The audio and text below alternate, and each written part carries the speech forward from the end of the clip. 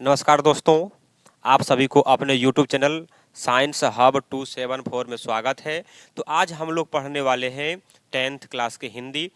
वो भी हम लोग पढ़ेंगे 2011 से 2023 तक पूछे जाने वाले क्वेश्चन बैंक को पढ़ेंगे हम लोग। और वो भी हिंदी में हम लोग क्या पढ़ेंगे, पदखंड को पढ़ने जा रहे हैं। गद्यखंड हम लोग पढ़ चुके हैं, वो वीडियो आप लोग को दे चुके हैं, इसलिए आप लोग इस पदखंड को पढ़िएगा और शुरू से अंत तक बने रहिएगा, ठीक है। बहुत वीवीआई क्वेश्चन है, बहुत वीवीआई क्वेश्चन चलेगा यूट्यूब पर। देखिए, तो स्टार्ट करने से पहले मासारदा से निवेदन करना चाहता हूं कि आप लोग भी इनसे समर्पण हो जाइए। चलते हैं नेक्स्ट, आगे हम बढ़ते हैं। और कोई भी काम करने से पहले गणेश जी को प्रणाम करना चाहिए। श्री गणेशाय नमः। चलिए आगे बढ़ते हैं। अब यहाँ लिखा हुआ है, ख्वाबों को पूरा करने के लिए ख्यालों से बाहर आना होता है। मतलब कि कोई भी ख्वाब को पूरा करने के लिए ख्याल से बाहर आना ही होता है। अगर बाहर नहीं आइएगा तो ख्वाब पूरा नहीं होगा। चलते हैं नेक्स्ट चैप्टर स्टार्ट की ओर। देखिए पहला चैप्टर है, ये जो है पदखंड है। क्या है? पदखंड है। चैप्टर है अध्याय 1, राम नाम बिनु बिरथे जगी जगमा। लेखक गुरु नानक जी हैं। लेखक कौन है? गुरु नानक जी हैं। यानी कि राम नाम बिनु बिरथे जगी जगमा, इस चैप्टर का नाम है। इनका लेखक कौन है? इनका लेखक गुरु नानक जी हैं। तो आशा दीवार क्या बोला गया है? आशा दीवार जो है किसकी रचना है? गुरु गोविंद सिंह का, अर्जुन देव की, तेग बहादुर सिंह की, गुरु नानक की। ध्यान दीजिएगा, आशा दीवार जो है वो रचना किनकी है? तो गुरु नानक जी की है। किनकी है? गुरु नानक जी की आशा दीवार रचना है। नेक्स्ट क्वेश्चन, चलिए, गुरु नानक पंजाबी के अलावा और किस भाषा में कविताएं लिखी? बोला गया है कि गुरु नानक जी जो हैं पंजाबी के अलावा और किस भाषा में कविता लिखी थी? उड़िया, हिंदी, मराठी, बंगाली। तो इसका जो आंसर होगा वो हिंदी हो जाए। क्या हो जाएगा? हिंदी में वो लेख लिखी थी। नेक्स्ट क्वेश्चन, किसके बिना प्राणी को मुक्ति नहीं मिलती है? कर्मकांड के बिना, चारों धाम के यात्रा के बिना, मूर्ति पूजन के बिना, गुरु ज्ञान के बिना। ध्यान दीजिएगा, किसके बिना प्राणी को मुक्ति नहीं मिलती है? तो गुरु ज्ञान के बिना जो है प्राणी को मुक्ति नहीं मिलती है। Option number D is the right answer. Next question की ओर चलते हैं विद्यार्थी जी, ध्यान दीजिएगा। गुरु नानक किस मार्ग के कवि हैं? बोला गया गुरु नानक जी जो हैं वो किस मार्ग के कवि हैं? सूफी मार्ग के हैं, निर्गुण भक्ति मार्ग के हैं, कृष्ण भक्ति मार्ग के हैं, राम भक्ति मार्ग के हैं। तो इसका जो आंसर होगा वो होगा कृष्ण भक्ति मार्ग के कवि हैं गुरु नानक जी। चलिए नेक्स्ट क्वेश्चन, गुरु नानक ने किस धर्म का प्रवर्तन किया है? सिख धर्म का, हिंदू धर्म का, मुस्लिम धर्म का, ईसाई धर्म का। तो ध्यान दीजिएगा, 5वां नंबर क्वेश्चन क्या कह रहा है? गुरु नानक जी जो है किस धर्म के प्रवर्तन किए? तो वो है सिख धर्म के प्रवर्तन किए थे। नेक्स्ट क्वेश्चन, क्वेश्चन नंबर अगला, गुरु नानक की पत्नी का क्या नाम था? सुलक्षणी, सुलोचना, सरला, सुलोचनी। तो इसका जो आंसर होगा, गुरु नानक की पत्नी का जो नाम था वो क्या था? वो था Sulakshani. Sulakshani, option number A is the right answer. Next question, Guru Nanak किस भक्ति धारा के कवि हैं? सगुण भक्ति धारा के, निर्गुण भक्ति धारा के, सूफी धारा के, कृष्ण भक्ति धारा के। तो कहने का मतलब ये हो गया है विद्यार्थी जी कि गुरु नानक जो थे वो निर्गुण भक्ति धारा के कवि थे। Option number B is the right answer. Next question, question number अगला, गुरु नानक का जन्म लाहौर के किस ग्राम में हुआ था? तलवंडी, अमृतसर, जालंधर, लुधियाना। तो गुरु नानक का जो जन्म हुआ था कहाँ हुआ था? लाहौर के तलवंडी ग्राम में हुआ था। कहाँ हुआ था? लाहौर के तलवंडी ग्राम में हुआ था। Option number A is the right answer. Next question, गुरु राम नाम बिनु बिरथे जगी जगमा, यह पंक्ति किसकी है? गुरु नानक की, रस खान की, घनानंद की, प्रेम घन की। तो ध्यान दीजिएगा ध्यान से। तो राम नाम बिनु बिरथे जगमा जो है ये पंक्ति जो लिखा गया है ये गुरु नानक के द्वारा लिखा गया है। किनके द्वारा लिखा गया है? गुरु नानक के द्वारा लिखा गया है। Option number A is the right answer. Next question, Rehras किसकी रचना है? गुरु गोविंद सिंह की, गुरु नानक की, घनानंद की। रहीरास जो रचना है वो गुरु नानक की रचना है। किसकी रचना है? गुरु नानक की रचना है। नेक्स्ट क्वेश्चन की ओर चलते हैं। वाणी कब विष के समान हो जाता है? राम नाम के बिना, तीर्थ यात्रा के बिना, ज्ञान के बिना, इनमें से कोई नहीं। तो कहने का मतलब ये हो गया विद्यार्थी जी कि वाणी जो है कब विष के समान हो जाती है? राम नाम के बिना। यानी कि वाणी विष के समान, अगर राम का नाम नहीं लेंगे तो मेरा वाणी जो है क्या विष के समान, जहर के समान हो जाएगा। इसलिए कवि का कहना है कि राम नाम लेना चाहिए, राम भगवान का नाम लेना चाहिए। ठीक है, option number A is the right answer. Next question, Guru Nanak की रचनाओं का संग्रह किसने किया? गुरु गोविंद सिंह ने, बंदा बैरागी ने, गुरु अर्जुन देव ने, ज्ञान देव ने। कहने का मतलब ये हो गया है बुआ, देखिए कि गुरु नानक की जितना भी रचना है उनका संग्रह किसने किया था? तो वो जो किए थे गुरु अर्जुन देव ने किए थे। कौन किए थे? गुरु अर्जुन देव जी के द्वारा किया गया था। नेक्स्ट क्वेश्चन देखिए, गुरु नानकाना साहब अब कहाँ है? भारत में, पाकिस्तान में, श्रीलंका में, नेपाल में। नानकाना साहब जो है अब कहाँ पे है? वो पाकिस्तान में। कहाँ पे है बुआ? पाकिस्तान में है। ठीक है, चलते हैं नेक्स्ट क्वेश्चन की ओर। क्वेश्चन नंबर अगला, तो क्वेश्चन अगला नहीं है तो क्या है? रुकावटें आती है सफलता की राहों में, ये कौन नहीं जानता है? मतलब कि सफल होने के लिए बहुत सारी रुकावटें आती है, ये कौन नहीं जानता है? सभी को पता होता है कि हम अगर सफल होंगे तो बहुत सारे रुकावट आएगी, बहुत सारा रुकावट का सामना करना पड़ेगा। ठीक है, सब कुछ जान रहा है, फिर भी वह मंजिल पा ही लेता है जो हार नहीं मानता है। मतलब कि सफल हो जाता है कौन? जो हार कभी नहीं मानते हैं वो सफल हो ही जाते हैं। ठीक है, चलिए हम स्टार्ट करते हैं नेक्स्ट चैप्टर को। चैप्टर अगला, चैप्टर 2, प्रेम आयनित श्री राधिका। चैप्टर 2 क्या है? प्रेम आयनित श्री राधिका। लेखक रसखान जी हैं। तो क्वेश्चन नंबर 14 क्या है? तो 14 क्वेश्चन नंबर 14 जानने से पहले, इसका आंसर जानने से पहले, इस क्वेश्चन को जानने से पहले सभी बच्चे से नम्र निवेदन है, विनती है, छोटा सा विनती है कि सभी लोग इस वीडियो को लाइक कर दीजिए, फटाफट लाइक ठोक दीजिए। और जितने भी जुड़े हुए हैं सभी लोग मिलकर एक बार इस वीडियो को शेयर कर दीजिए। और जितने नए हैं वो सब्सक्राइब कर लीजिए। क्या कर लीजिए? सब्सक्राइब कर लीजिए। ठीक है, चलते हैं क्वेश्चन की ओर। संप्रदाय मुक्त कृष्ण भक्त कवि थे रसखान, सुमित्रा नंदन पंत, प्रेमधन, वीरेंद्र डंगवाल। तो देखिए, संप्रदाय मुक्त कृष्ण भक्त कवि कौन थे? रसखान थे। कौन थे? रसखान थे। Option number A is the right answer. Next question देखिए, रसखान का रचना काल था जहांगीर का राज्यकाल, अकबर का राज्यकाल, बाबर का राज्यकाल, औरंगजेब का राज्यकाल। बोला कि रसखान जो रचना किए थे वो किस समय किए थे, किसके काल में किए थे वो रचना सभी? तो रसखान जी जो है वो जहांगीर के शासन काल में वो सभी रचना को लिखे थे। चलिए नेक्स्ट क्वेश्चन, सवैया एवं छंद के सिद्ध कवि थे रसखान, अनामिका, प्रेमधन, जीवनानंद दास। ध्यान दीजिएगा कि सवैया छंद के सिद्ध कवि कौन थे? तो वो रसखान जी थे। कौन थे? रसखान जी थे बुआ, सवैया छंद के कवि, सिद्ध कवि। नेक्स्ट क्वेश्चन, प्रेम आयनी श्री राधिका शीर्षक कविता में कवि ने माली मालिन किसे कहा है? बोला गया है कि प्रेम आयनी श्री राधिका में, शीर्षक कविता में माली और मालिन किसे कहा गया? किसको कहा गया है? भक्तों को, वाटिका की रक्षा करने वालों को, गोप गोपियों को, कृष्ण एवं राधा को।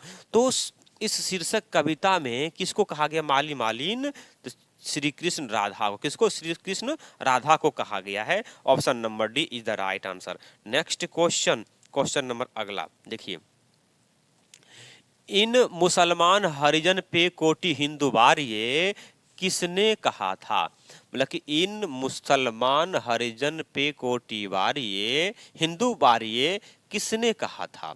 निराला जी कहा था, भारतेंदु हरिश्चंद्र जी कहे थे, रामविलास शर्मा जी कहे थे, रामचंद्र शुक्ल जी कहे थे। देखिए, इन मुसलमान हरिजन पे कोटि हिंदुवार, ये जो बोले हैं भारतेंदु हरिश्चंद्र जी बोले हैं। किसने बोले हैं? भारतेंदु हरिश्चंद्र जी बोले हैं। किनके लिए बोले हैं? तो रसखान जी को बोले हैं। किनको बोले हैं? रसखान जी को बोले हैं। चलिए नेक्स्ट क्वेश्चन।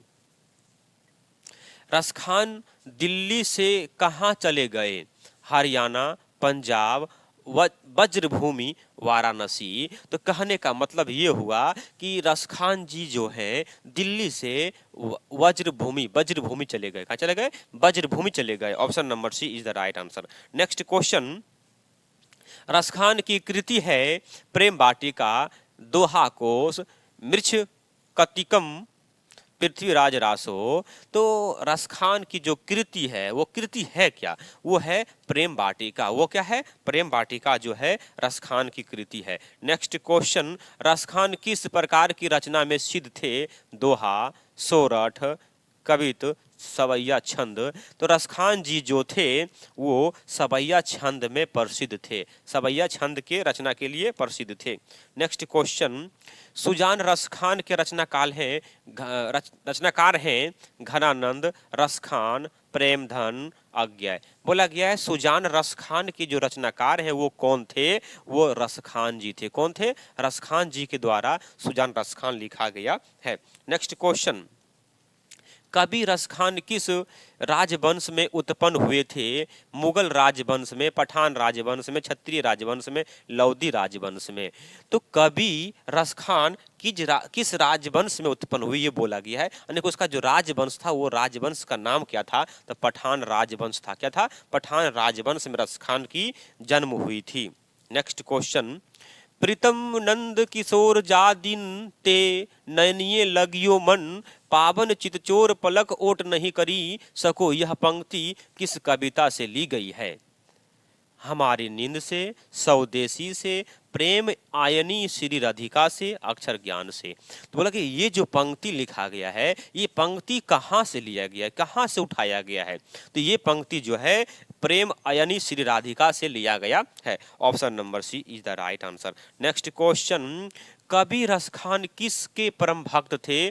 कृष्ण, राम के, सीता के, दुर्गा के। कवि रसखान जी जो थे वो कृष्ण जी के परम भक्त थे। किसके परम भक्त थे? कृष्ण जी के परम भक्त थे। Option number A is the right answer. Next question नहीं है। अब यहां से हम लोग कुछ सीखेंगे। छल करोगे छल मिलेगा, छल करोगे छल मिलेगा, कर्म करोगे तो फल मिलेगा, छल करोगे तो छल मिलेगा, है ना, अकर्म करोगे तो फल मिलेगा। पसीना बहाओगे तो बल मिलेगा, पसीना बहाओगे तो बल मिलेगा, आज मेहनत करोगे तो बेहतर कल मिलेगा। आप समझ जाइए, अगर आज मेहनत कर रहे हैं तो आपको रिजल्ट बेहतर होगा। आपका रिजल्ट क्या होगा? बेहतर होगा। इसलिए आप लोग जी जान लगाकर मेहनत कीजिए। समय बहुत कम बचा हुआ, अल्प समय बचा हुआ। इस अल्प समय में कैसे 80% नंबर लावे, तो आप लोग इसको देखिए। 80% नंबर आने की संभावना है प्लस। चलिए नेक्स्ट क्वेश्चन। तो हम लोग चैप्टर अध्याय 3 स्टार्ट करेंगे। स्टार्ट करने से पहले आप लोग से अनुरोध है सभी विद्यार्थी जी इस वीडियो को लाइक कर दीजिए और जितने भी जुड़े हुए सभी लोग एक बार जोड़ लगाकर शेयर कर दीजिए और जितने नए जुड़े हुए हैं वो सब्सक्राइब कर लीजिए इस वीडियो को, इस चैनल को। ठीक है। तो ये अध्याय 3 क्या है? अति सुधो स्नेह को मार्ग है। लेखक कौन है? लेखक घनानंद जी हैं। कौन है? घनानंद जी हैं।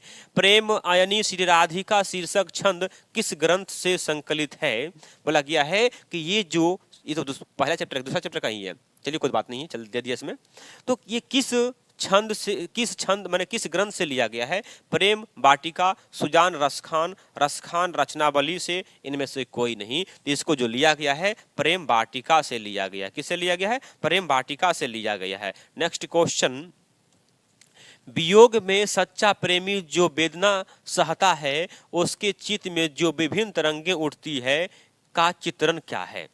घनानंद किसने चित्रण किया? अनामिका, रेनर मार या रिल्के ने, बिरन डंगवाल ने। तो इसकी रचना जो किए हैं वो कौन किए हैं? घनानंद जी किए हैं। नेक्स्ट क्वेश्चन अगला। घनानंद किस भाषा के कवि हैं? प्राकृत, पाली, ब्रज भाषा के, अवधी भाषा के। तो घनानंद जी जो हैं वो किस भाषा के कवि हैं? वो जो है ब्रज भाषा के कवि हैं। Next question. सुजान सागर के किनकी रचना है? तो सुजान सागर जो है वो किनकी रचना है? रसखान, गुरु नानक, प्रेमधन, घनानंद। तो सुजान रसखान जो है वो घनानंद की रचना है, घनानंद की रचना है। नेक्स्ट क्वेश्चन,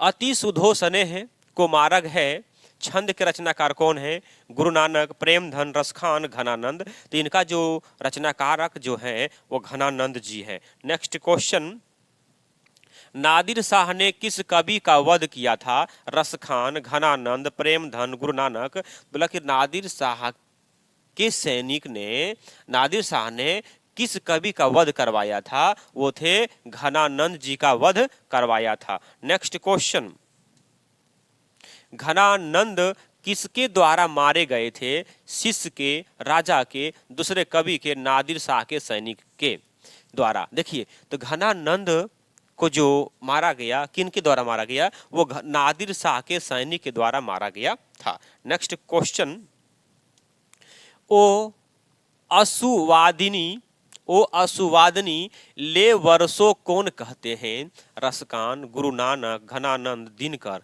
तो ओ असुवादिनी ले वर्षो कौन कहते हैं? रसखान जी कहते हैं। नेक्स्ट क्वेश्चन, घनानंद कवि हैं रीति मुक्त, रीतिवध, रीति सिद्ध, छायावादी। तो घनानंद जी जो हैं वो रीति मुक्त कवि हैं। कौन है? रीति मुक्त कवि हैं। नेक्स्ट क्वेश्चन देखिए, अति सुधो स्नेह को मार्ग है, जहां नेकु स्यानप बांक नहीं, यह पंक्ति किस कवि की है? तो बोला गया है कि ये पंक्ति जो बोला गया किनके कहा गया है, किसने बोले थे, किन का पंक्ति है ये? तो ये घनानंद की पंक्ति है। नेक्स्ट क्वेश्चन, कवि ने परजन्य किसे कहा है? कृष्ण को, सुजान को, बादल को, हवा को। तो परजन्य जो कहे हैं कवि, वो बादल को कहे। किसको कहे? परजन्य, बादल को कहे हैं। नेक्स्ट क्वेश्चन, घनानंद रचित अत्यंत प्रसिद्ध क्या है? संगीत, नृत्य, नाट्य, सवैया और घनाछरी। इसका जो आंसर होगा कि घनानंद द्वारा जो रचा गया अत्यंत प्रसिद्ध है वो क्या है? सवैया और घनाछरी है। क्या है? घनाछरी है। चलिए नेक्स्ट क्वेश्चन देखिए, नेक्स्ट क्वेश्चन तो खत्म हो गया। हाँ चलिए, तो कुछ हम लोग कोड समझ लेते हैं, कुछ बात समझ लेते हैं। दोस्तों किस्मत जरूर होती है, बोला गया है दोस्तों किस्मत जरूर होती है ना? किस्मत तो होती है, ये सभी को पता होना चाहिए कि किस्मत तो होती है, ठीक है। लेकिन सारी चीजें जिंदगी में किस्मत से नहीं मिलती है। बोला गया है किस्मत तो होती है, लेकिन सभी चीज को अगर किस्मत पर छोड़ दिया जाए तो सभी चीज मिल नहीं सकती है किस्मत के अलावा, मैंने भरोसे पर। तो कुछ खुद को मेहनत करके पाना पड़ता है, ठीक है। चलिए चलते हैं नेक्स्ट क्वेश्चन की ओर, नेक्स्ट चैप्टर की ओर। चैप्टर 4, स्वदेशी। लेखक हैं बद्री नारायण चौधरी, यानी कि प्रेमधन। कौन थे? प्रेमधन। इसका नाम बद्री नारायण चौधरी भी है या प्रेमधन भी है ना, ध्यान रखिएगा। बिरह लीला किनकी रचना है? रसखान के, घनानंद के, सूरदास के, मीराबाई के। तो ध्यान दीजिएगा, बिरह लीला जो है वो किनका रचना है? तो वो घनानंद जी का है। किसका है? घनानंद जी का है। चलिए नेक्स्ट क्वेश्चन, प्रेमधन किस युग के कवि थे? आदिकाल, भक्ति काल, भारतेंदु युग, छायावादी युग। तो घनानंद जी जो है वो भारतेंदु युग के कवि थे। Option number C is the right answer. Next question, जीर्ण जनपद किसकी कृति है? प्रेमधन की, श्रीधर पाठक की, राम नरेश त्रिपाठी की, नागा अर्जुन की। किनकी कृति है? तो ये प्रेमधन की कृति है। जीर्ण जनपद किनकी कृति है? तो जीर्ण जनपद प्रेमधन की कृति है। चलिए नेक्स्ट क्वेश्चन की ओर बढ़ते हैं हम। भारत सौभाग्य किनके प्रसिद्ध नाटक है? क्या बोला गया है? भारत सौभाग्य किनकी प्रसिद्ध नाटक है? रामधारी सिंह दिनकर, बद्री नारायण चौधरी अर्थात प्रेमधन, जयशंकर प्रसाद, भारतेंदु हरिश्चंद्र। थोड़ा ध्यान दीजिएगा। तो भारत सौभाग्य जो है वो किनकी रचना है? तो बद्री नारायण चौधरी जी की रचना है। किनकी रचना है? बद्री नारायण चौधरी जी की रचना अर्थात प्रेमधन की रचना है। ठीक है, चलिए नेक्स्ट क्वेश्चन की ओर चलते हैं। कवि प्रेमधन के अनुसार कौन सी विद्या पढ़कर लोगों की बुद्धि विदेशी हो गई है? बात समझिएगा। प्रेमधन के अनुसार कौन सी विद्या पढ़कर लोगों की बुद्धि विदेशी हो गई है? छल विद्या, कपट विद्या, विदेशी विद्या, तकनीकी विद्या। तो इसका जो आंसर होगा विदेशी विद्या को पढ़कर सबका बुद्धि जो है विदेशी हो गया है। ठीक है, चलिए नेक्स्ट क्वेश्चन की ओर चलते हैं। स्वदेशी कविता संकलित है ग्राम्या से, भग्नदूत से, रसखान रचनावली से, प्रेमधन सर्वस्व से। तो कहने का मतलब हुआ स्वदेशी जो संकलित है किससे लिया गया है? तो ये प्रेमधन सर्वस्व से लिया गया है। चलते हैं नेक्स्ट क्वेश्चन की ओर। नेक्स्ट क्वेश्चन में क्या है? हिंदुस्तानी नामक सुनी अब सो सकोची लजात, यह पंक्ति किस कविता से उद्धृत है? बोला गया हिंदुस्तानी नाम सुनी अब से सकुची लजात, ये जो पंक्ति लिखा गया है किसने लिखे हैं, यानी कहां से लिया गया है? ठीक है, भारत माता से जनतंत्र का जन्म अक्षर ज्ञान स्वदेशी से, अक्षर ज्ञान से या स्वदेशी से। तो देखिए ये स्वदेशी से लिया गया है भाई, जनतंत्र का जन्म ये नहीं, ये सब नहीं होगा, ये सब गलत है। दूसरा ऑप्शन आगे इसमें क्या होगा? अक्षर ज्ञान से। किससे है? यानी कि स्वदेशी से लिया गया। किससे लिया गया है? स्वदेशी से लिया गया है। चलिए नेक्स्ट क्वेश्चन की ओर चलते हैं। स्वदेशी पाठ के रचनाकार हैं रामधारी सिंह दिनकर, गोपाल सिंह नेपाली, सुंदरानंदन पंत, प्रेमधन। तो स्वदेशी पाठ के रचनाकार जो हैं वो प्रेमधन जी हैं। कौन है? प्रेमधन जी हैं। नेक्स्ट क्वेश्चन, परदेशी की विद्या पढ़ने का क्या परिणाम हुआ? सबकी बुद्धि भारतीय हो गई, सबकी बुद्धि विदेशी हो गई, सबकी बुद्धि आध्यात्मिक हो गई, उपयुक्त सभी है। तो ध्यान दीजिएगा, जब विदेशी चीज को जब पढ़ेंगे, विदेशी चीज को जानेंगे तो विदेशी न बनेंगे हम। मेरा बुद्धि कैसा होगा? विदेशी हो जाएगा, यानी कि बुद्धि कैसा हो गया? विदेशी हो गई, सबकी बुद्धि विदेशी हो गई थी।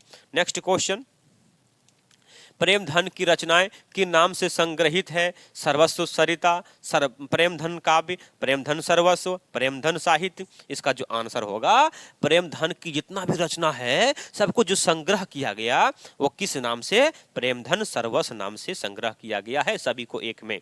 चलिए नेक्स्ट क्वेश्चन, प्रेमधन जी किन्हें अपना आदर्श मानते थे, यानी अपना गुरु मानते थे?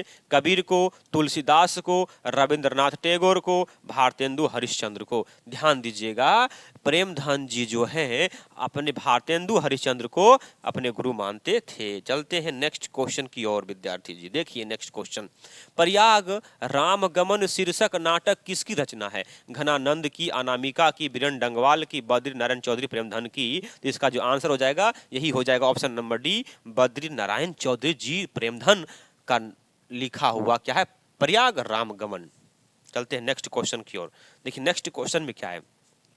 हिंदुस्तानी नाम सुनी अब से संकुची लजात, भारतीय सब वस्तु ही सोए हाय घिनात, यह पंक्ति किस कविता से उद्धृत है? भारत माता, भाई तो कहां से आ गया ये सब? देखिए, भारत माता, जनतंत्र का जन्म, अक्षर ज्ञान, स्वदेशी। तो ये जो लिया गया वो कहां से लिया गया है? स्वदेशी से लिया गया है। चलते नेक्स्ट क्वेश्चन की ओर।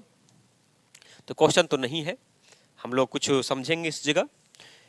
जो मजा अपने दम पर सफल बनने में है, बोला गया है जो मजा अपने दम पर सफल होने में है वो करोड़ों अरबों की दौलत बनने में भी नहीं है। बोला कि अपने दम पर अगर जो व्यक्ति सफल हो जाते हैं वो मजा, वो अनुभव होता उनको जितना कि उसको लाखों करोड़ों अरब दौलत अगर बन जाए तो उतना अनुभव उसको नहीं होगा, उतना खुश उसको नहीं होगा। ठीक है, तो जितने ही बच्चे जुड़े हुए हैं अभी तक, सभी बच्चे से अनुरोध है कि सभी लोग इस वीडियो को कर लीजिए लाइक, और जितने भी चैनल में जुड़े हुए हैं सबसे एक बार विनती है कि सब लोग कर दीजिए शेयर, और जो नए हैं वो कर लीजिए सब्सक्राइब। फटाफट ठोकिए लाइक।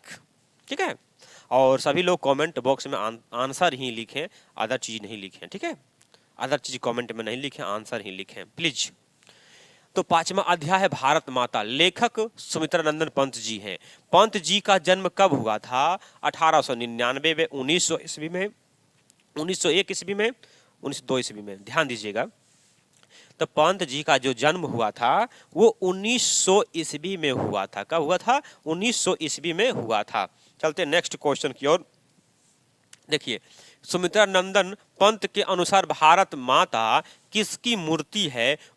उदास घाटी के, सुख समृद्धि की, उदारता की, त्याग की। तो कहने का मतलब ये हो गया बुआ कि सुमित्रा नंदन पंत के अनुसार जो है भारत माता किसकी मूर्ति है? उदास घाटी की मूर्ति है। किसकी मूर्ति है? उदास घाटी की मूर्ति है। चलिए नेक्स्ट क्वेश्चन।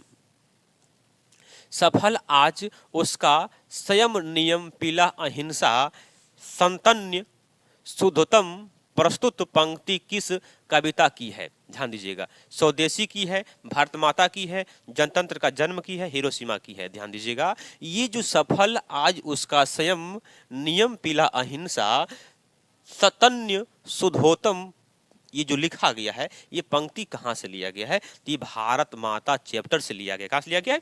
भारत माता चैप्टर से लिया गया है। चलते नेक्स्ट क्वेश्चन की ओर। भारत माता कविता में भारत का कौन सा चित्र प्रस्तुत किया गया है? आदर्श, काल्पनिक, यथा तथ्य, इनमें से कोई नहीं। तो इसका आंसर जो होगा वो क्या होगा? यथा तथ्य चित्र प्रस्तुत किया गया है। चलते नेक्स्ट क्वेश्चन की ओर। क्वेश्चन नंबर अगला क्या है? ध्यान दीजिएगा, युगवाणी किसकी काव्य कृति है? महादेवी वर्मा की, सूर्यकांत त्रिपाठी निराला की, सुमित्रा नंदन पंत की, इनमें से कोई नहीं। ध्यान दीजिएगा, युगवाणी जो है वो किनकी कृति है? वो कृति जो है सुमित्रा नंदन पंत जी का है। किनका है? युगवाणी जो है वो किनकी कृति है? सुमित्रा नंदन पंत जी का है। चलते नेक्स्ट क्वेश्चन की ओर। देखिए, भारत माँ के श्रेष्ठ मुख की तुलना कवि ने किससे की है? सूर्य से, कंचन से, पुष्प से, छाया युक्त चंद्र से।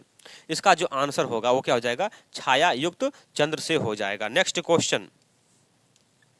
कवि सुमित्रा नंदन पंत के अनुसार भारत माता की कितनी संतानें दरिद्रता और अभाव से ग्रसित हैं?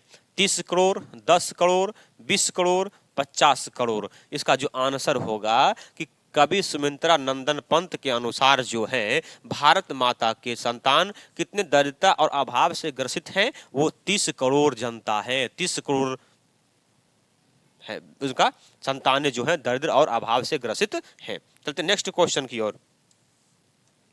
क्वेश्चन तो खत्म हो गई। चलिए, कोड दिख नहीं रहा हमको सही से। चलिए, अध्याय 6 जनतंत्र का जन्म। लेखक रामधारी सिंह दिनकर जी हैं। इनको शॉर्ट में दिनकर भी बोला जाता है। दिनकर जी कवि के साथ साथ क्या थे? आलोचक भी थे, गद्यकार भी थे, उपन्यासकार भी थे, नील कुसुम भी थे। कहने का मतलब ये हो गया कि जनतंत्र का जन्म जो लेखक हैं रामधारी सिंह दिनकर, वो कवि के साथ साथ क्या थे? वो गद्यकार भी थे, गद्य को भी लिखते थे। क्या लिखते थे? गद्य को भी लिखते थे।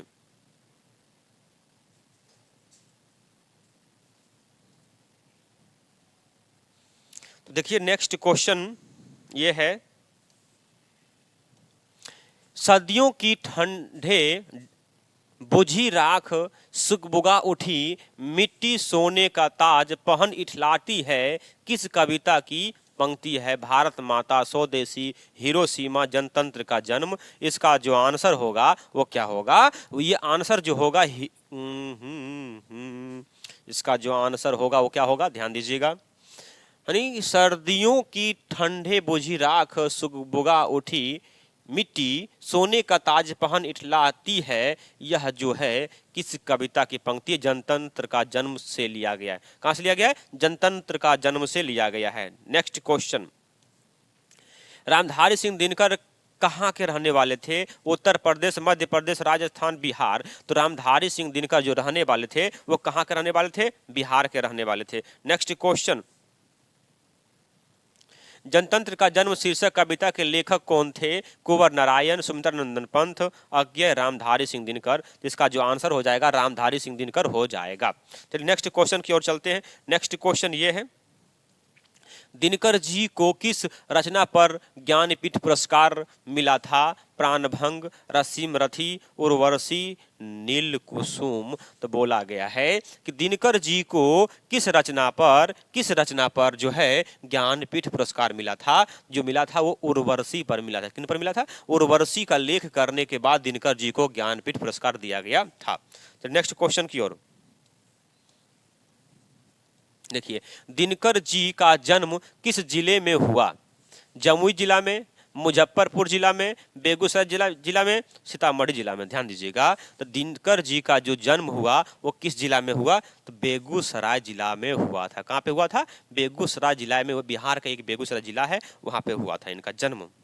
नेक्स्ट क्वेश्चन, रामधारी सिंह दिनकर रचित पाठ है हिरोशिमा जनतंत्र का जन्म भारत माता मछली। तो इनके द्वारा जो लिखा गया जो है वो कौन सा पाठ है? वो क्या है? जनतंत्र का जन्म है। नेक्स्ट क्वेश्चन, मिट्टी की अबोध मूर्तें कौन है? नेता, जनता, अधिकारी, मंत्री। तो मिट्टी की अबोध मूर्तें जो है वो कौन है? वो जनता है। वो कौन है? जनता है अबोध मूर्तें। चलिए नेक्स्ट क्वेश्चन की ओर, सिंहासन खाली करो या खाली करो की जनता है, यह किस कविता की पंक्ति है? जनतंत्र का जन्म, हिरोशिमा, अक्षर ज्ञान, मेरे बिना तुम पर हो। तो ये जो सिंहासन खाली करो की जनता है, ये किस से लिया गया है? तो ये लिया गया जनतंत्र का जन्म से लिया गया है। नेक्स्ट क्वेश्चन ये है, कवि दिनकर के अनुसार कौन सोने का ताज पहनकर इठला रही है? देश की जनता, देश के नेता, देश के मिट्टी, देश के देवी देवता। इसका जो आंसर होगा वो क्या होगा कि दिनकर जी के अनुसार जो सोने का ताज जो पहने हुए हैं वो कौन है? देश के मिट्टी है। कौन? देश के मिट्टी सोने का ताज पहनकर इठला रही है। नेक्स्ट क्वेश्चन, दिनकर के काव्य का मूल स्वर क्या है? सिंगार, ठीक है, रहस्यवाद, प्रकृति और सौंदर्य, ओज एवं राष्ट्रीय चेतना। इसका जो आंसर होगा कि दिनकर के काव्य कृति का मूल जो स्वर है वो क्या होगा? ओज एवं राष्ट्रीय चेतना होगा। क्या होगा? ओज एवं राष्ट्रीय चेतना होगा। नेक्स्ट क्वेश्चन, कवि दिनकर किसके लिए सिंहासन खाली करने की बात करते हैं? स्त्रियों के लिए, नवयुवकों के लिए, गरीबों के लिए, जनता के लिए। तो बोला किया है कि कवि जो दिनकर जी जो हैं सिंहासन खाली करने की बात करते हैं। किन के लिए? तो ये है जनता के लिए खाली करने की बात करते हैं। नेक्स्ट क्वेश्चन, तो क्वेश्चन तो नहीं है,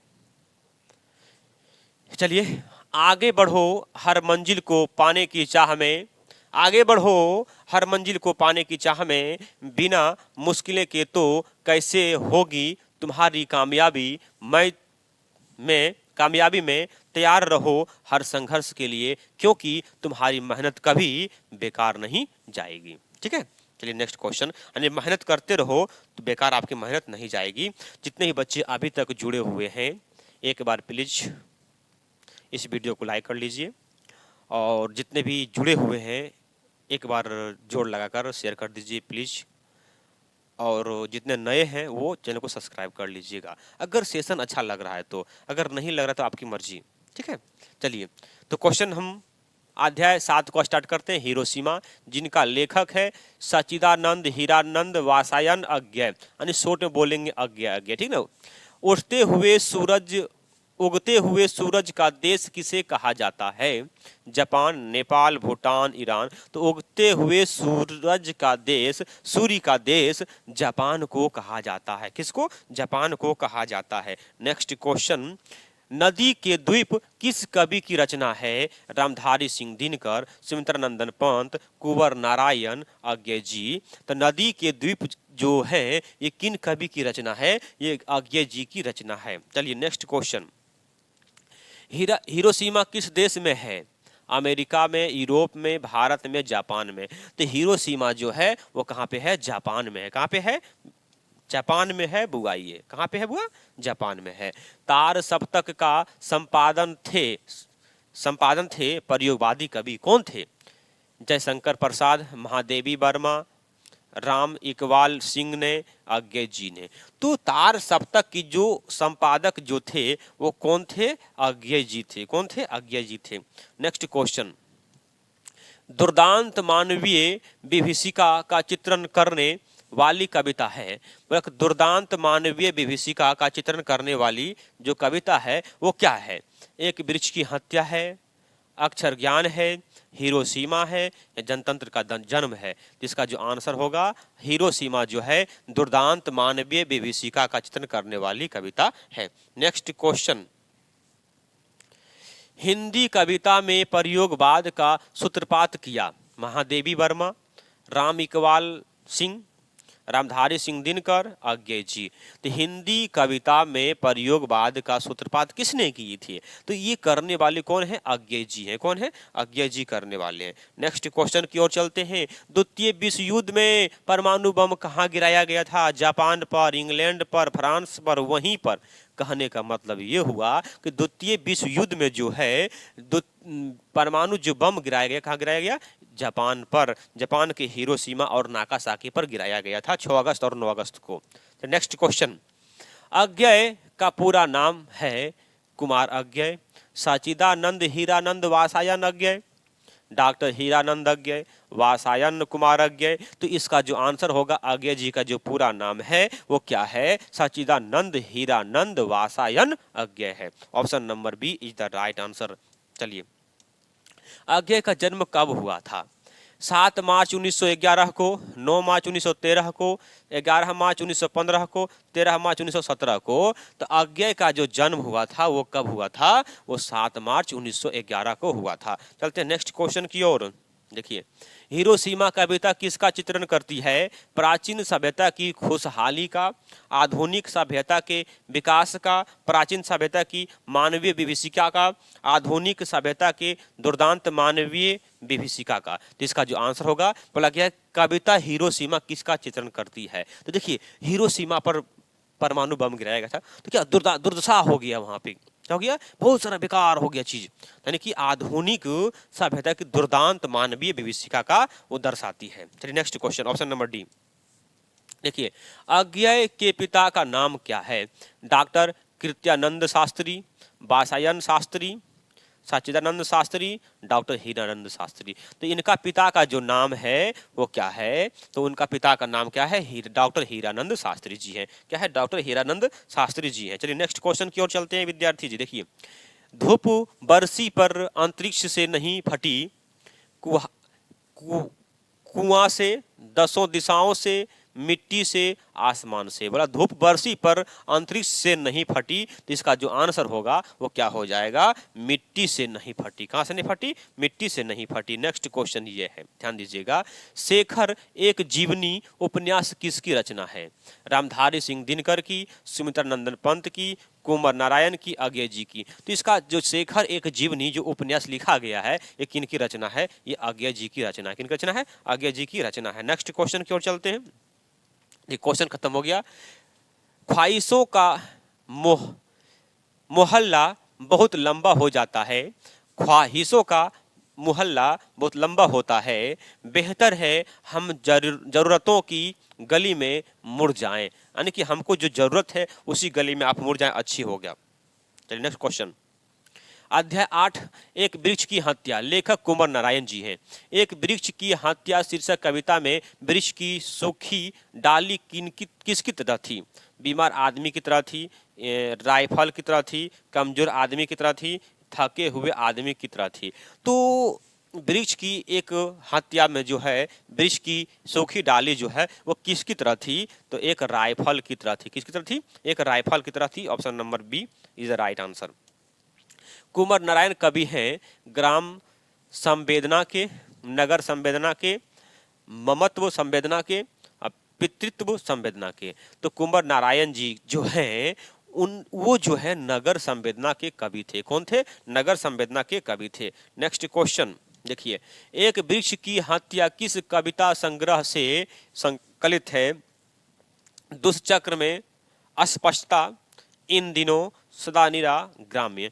तो एक वृक्ष की जो हत्या है वो जो है किस संग्रह से लिया गया है, संकलित है?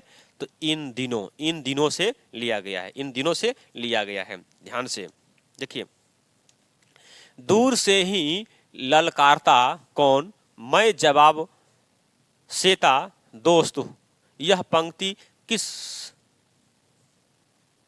आधा अधूरा क्वेश्चन लिखा हुआ ये।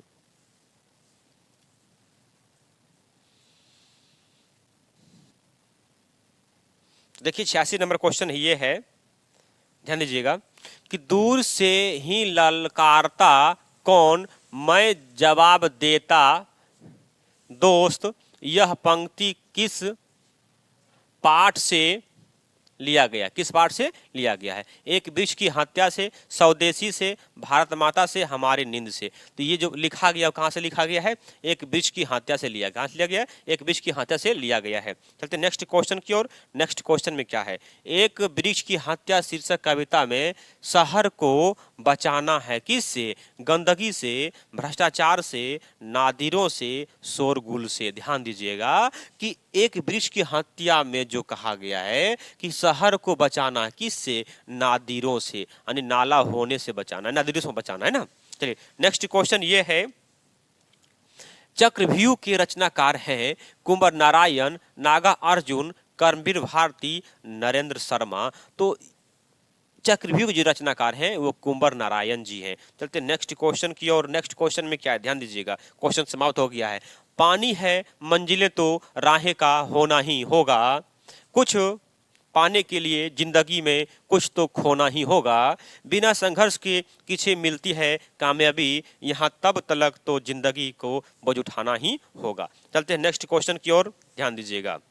अध्याय 9, अध्याय 9 हमारी नींद है, लेखक बीरेन डंगवाल है। तो इसको पढ़ने से पहले आप लोग से अनुरोध है, एक बार इस वीडियो को लाइक कर दीजिए और जितने भी लोग जुड़े हुए हैं एक बार इस वीडियो को शेयर कर दीजिए और नए जो हैं वो सब्सक्राइब कर लीजिए फटाफट। हमारी नींद में नींद किसका प्रतीक है, उम्मीद का, आलस का, साहस का, प्रसन्नता का। तो हमारी नींद में नींद जो प्रतीक है वो आलस का प्रतीक है। चलते नेक्स्ट क्वेश्चन की ओर। नेक्स्ट क्वेश्चन में क्या है, हमारी नींद कविता कहाँ से ली गई है, दुष्चक्र में अस्पष्टता से, पहल पुस्तिका से, इस दुनिया में सदा निरा से। तो ये जो लिया गया है कहाँ से लिया गया है, दुष्चक्र में अस्पष्टता से हमारी नींद को लिया गया है। नेक्स्ट क्वेश्चन, डंगवाल जी को साहित्य अकादमी पुरस्कार किस रचना में मिला है, मतलब कि डंगवाल जी को साहित्य अकादमी पुरस्कार किस रचना में मिला है। तो जो मिला है इसी दुनिया में, दुष्चक्र में, अस्पष्टता से, पहल पुस्तिका से, या इनमें से कोई नहीं। ध्यान दीजिएगा कि डंगवाल जी को जो अकादमी पुरस्कार मिला है वो किस लेख पर मिला है, तो ध्यान दीजिएगा इसी दुनिया में मिला है, इस दुनिया लेख में मिला है। चलिए नेक्स्ट क्वेश्चन, गरीब बस्तियों में क्या हुआ, कई शिशु पैदा हुए थे, दंगे, आगजनी और बमबारी हुए थे, धमाके से देवी जागरण हुआ था, इनमें से कोई नहीं हुआ था। तो ध्यान दीजिएगा कि गरीब बस्तियों में जो है धमाके से देवी जागरण हुआ था। क्या हुआ था, धमाके से देवी जागरण हुआ था। तो नेक्स्ट क्वेश्चन चलते हैं, कवि बीरेन डंगवाल के अनुसार जीवन में महत्वपूर्ण क्या है, आराम, नींद, घूमना, संघर्ष। तो कवि बीरेन डंगवाल के अनुसार जीवन में महत्वपूर्ण क्या है, तो वो है संघर्ष करना। वो क्या है, संघर्ष करना। जब तक जीवन में संघर्ष नहीं करेंगे तो आगे ही नहीं बढ़ेंगे। चलते नेक्स्ट क्वेश्चन की ओर। नेक्स्ट क्वेश्चन में क्या है, क्वेश्चन खत्म हो गया है। नहीं खाई ठोकरें सफल में तो मंजिल की अहमियत कैसे जानोगे, अगर नहीं टकराए गलत से तो सही को कैसे पहचानोगे। बोला गया है अगर तुम नहीं खाते हो ठोकर तो तुम सफल की मंजिल की और अहमियत तुम कैसे जानोगे, अगर गलत से ठोकर अगर नहीं खाएगा तो सही को कैसे पहचानोगे। ठीक है, चलिए नेक्स्ट क्वेश्चन की ओर चलते हैं। चैप्टर 10 अक्षर ज्ञान, लेखिका अनामिका।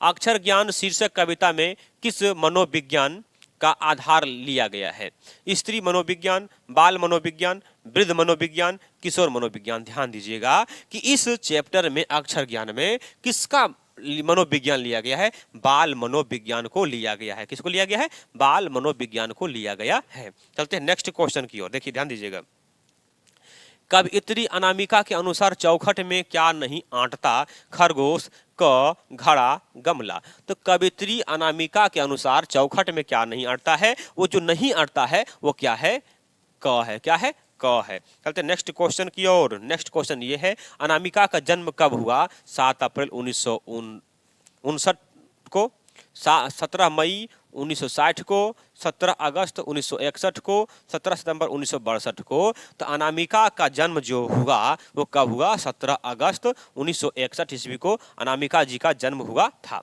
ठीक है, चलते नेक्स्ट क्वेश्चन की ओर। देखिए नेक्स्ट क्वेश्चन में क्या है, सृष्टि की विकास कथा का प्रथमाक्षर है। सफलता की पहली मुस्कान, विफलता की परिणाम स्वरूप उत्पन्न क्रोध, विफलता पर छिलके आंसू, सफलता पर उमड़ उत्साह। देखिए सृष्टि की विकास को जो कथा का प्रथम अक्षर है वो क्या है? विफलता पर छिलके आंसू। क्या है? विफलता पर छिलके जो आंसू है वही सृष्टि की विकास की कथा का प्रथम अक्षर है। चलते नेक्स्ट क्वेश्चन, कवियत्री अनामिका के पिता का नाम क्या था? ब्रिजनंदन किशोर, शिवनंदन किशोर, श्यामनंदन किशोर, जयनंदन किशोर। तो ध्यान दीजिएगा, कवियत्री के पिताजी का नाम क्या था? वो था श्यामनंदन किशोर। क्या था? श्यामनंदन किशोर था। देखिए नेक्स्ट क्वेश्चन, घड़े से लुढ़कता हुआ उसका घों किस पर आकर थमक जाता है? थमक जाता है। को पर, खो पर, गो पर, अंगो पर। देखिए घड़े सा लुढ़कता हुआ उसका घो जो है किस पर आके उसका ठुमक जाता है? तो ये हो जाएगा गो पर। किस पर आके? गो, सॉरी माफ कीजिएगा, ये हो जाएगा अंगो पर। अंगो पर आकर ये थमक जाता है यानी ठुमक जाता है। चलते नेक्स्ट क्वेश्चन की ओर। देखिए बीजा अक्षर किसकी कृति है? कृष्ण सोबती की, अर्चना वर्मा की, अनामिका की, स्नेहलता की। ध्यान दीजिएगा, बीजा अक्षर किसकी कृति है? वो जो बीजा अक्षर कृति है वो किन की कृति है? वो अनामिका की कृति है। किन कृति है? अनामिका की कृति है। चलते नेक्स्ट क्वेश्चन की ओर। नेक्स्ट क्वेश्चन में क्या है देखिए ध्यान से, चैप्टर है लौटकर आऊंगा फिर। लेखक इनका कौन है? जीवनानंद दास। लौटकर आऊंगा फिर पाठ के कवि कहाँ लौटने की बात कहते हैं? बिहार, असम, उड़ीसा, बंगाल। तो देखिए, तो ये लौटकर आऊंगा फिर कविता में पाठ में क्या है? ये कवि जो लौटकर आने की बात करते हैं, कहाँ लौटकर आने की बात करते हैं? बंगाल लौटकर आने की बात कहते हैं। नेक्स्ट क्वेश्चन, जीवनानंद के किस कविता को प्रबुद्ध आलोचकों द्वारा रविंद्रोत्तर युग की सर्वश्रेष्ठम प्रेस कविता की संज्ञा दी गई है? तो इसका जो आंसर होगा वो क्या होगा? बनलता सेन। क्या होगा? बनलता सेन हो जाएगा। नेक्स्ट क्वेश्चन, पाठ्य पुस्तक में संकलित जीवनानंद दास की कविता का हिंदी में अनुवाद किसने किया? प्रयाग शुक्ल ने, पंकज बिष्ट ने, वीरेंद्र सक्सेना ने, मनिका मोहनी ने। तो ध्यान दीजिएगा, पाठ्य पुस्तक में संकलित जीवनानंद दास की जो कविता है इसको हिंदी में अनुवाद किसने किए? तो ये प्रयाग शुक्ल के द्वारा हिंदी में अनुवाद किया गया था। देखिए नेक्स्ट क्वेश्चन, लौटकर आऊंगा फिर शीर्षक कविता किसकी रचना है? राजीव सेठ, जीवनानंद दास, मनिका मोहिनी, कुसुम अंसल। तो इसका जो आंसर होगा कि लौटकर आऊंगा फिर शीर्षक कविता में किसकी रचना है? लौटकर आऊंगा फिर शीर्षक कविता जो है किसकी रचना है? ये जीवनानंद दास की। किनकी रचना है? जीवनानंद दास जी की है। चलते नेक्स्ट क्वेश्चन की ओर, ध्यान दीजिएगा, जीवनानंद दास का जन्म कब हुआ था? 1897 में, 1898 में, 1899 में, 1900 ईस्वी में। तो जीवनानंद दास की जो जन्म हुआ है वो कब हुआ है? तो वो 1899 ईस्वी में हुआ है। नेक्स्ट क्वेश्चन देखिए, चलो नेक्स्ट क्वेश्चन जाने से पहले सभी लोग से एक अनुरोध है कि सभी लोग इस वीडियो को लाइक कर दीजिए और जो नए हैं वो सब्सक्राइब कर लीजिए और जितने भी जुड़े हुए हैं वो लोग सब मिलकर एक बार इस वीडियो को शेयर कर दीजिए। ठीक है, चलिए चैप्टर 12वां है मेरे बिना तुम प्रभु। लेखक रेनर मारिया रिल्के जी हैं। तो मेरे बिना तुम प्रभु कविता किनके द्वारा हिंदी में रूपांतरित है? दिनकर जी, निराला जी, धर्मवीर भारती जी। और प्रयाग शुक्ल जी। तो ये तो साफ साफ लिखा गया, मेरे बिना तुम प्रभु किनके हिंदी में रूपांतरित है, मैंने किनके द्वारा हिंदी में रूपांतरित किया गया है, ये धर्मवीर भारती के द्वारा लिखा गया है, हिंदी रूपांतरित किया गया है। तो नेक्स्ट क्वेश्चन, कवि रेनर मारिया रिल्के किस भाषा के कवि थे? जर्मन, ब्रिटिश, फ्रांसीसी, चीनी। तो कवि रेनर मारिया रिल्के जो है वो किस भाषा के कवि थे? वो जर्मन भाषा के कवि थे। नेक्स्ट क्वेश्चन, रेनर सॉरी मेरे बिना तुम प्रभु के लेखक कौन है? तो मेरे बिना तुम प्रभु के लेखक जो है रेनर मारिया रिल्के हैं। नेक्स्ट क्वेश्चन, टूट दूर चट्टानों की ठंडी गोद में किस कवि की पंक्ति है? तो रेनर मारिया रिल्के की पंक्ति है। किनकी पंक्ति है? रेनर मारिया रिल्के की पंक्ति है। नेक्स्ट क्वेश्चन, मेरे बिना तुम प्रभु किस भाषा में अनुवादित है? अंग्रेजी, जर्मन, रूसी, फ्रांसीसी। तो मेरे बिना तुम प्रभु जो लिखा गया है वो किस भाषा में लिखा गया है? तो वो जर्मन भाषा में लिखा गया है, उसको हिंदी में रूपांतरित किया गया है। देखिए रिल्के दो यार बीच में तुम आइए गया। रिल्के के काव्य शैली कैसी है? गीतात्मक, प्रतीकात्मक, भावात्मक, कथात्मक। तो रिल्के की जो काव्य शैली है वो कैसी है? वो गीतात्मक है। कैसी है? गीतात्मक शैली। Option number A is the right answer. Next question, कवि रेनर मारिया रिल्के चरणों में छाल